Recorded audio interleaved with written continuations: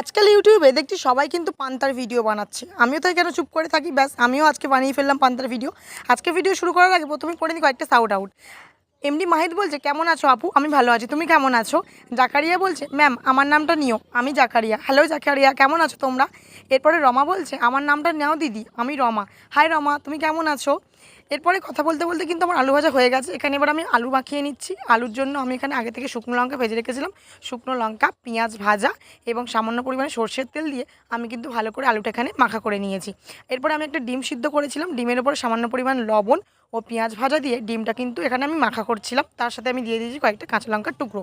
এরপরে আগের দিন মা পান্তা করেছিল, সেই জন্য পান্তা, তার উপরে আলু ভাজা এবং আমি যে আলুটা মাখিয়েছি সেই আলু ভাতে এবং যে ডিমটা মাখিয়েছি সেই ডিম মাখা, দোকান থেকে কিনে আনা চপ এবং কয়েকটা ফুলুরি ও পেঁয়াজ কাঁচা লঙ্কা দিয়ে কিন্তু পান্তা আমার এখানে রেডি হয়ে গেছে। এখানে আমি সামান্য পরিমাণে লবণ ব্যবহার করেছি।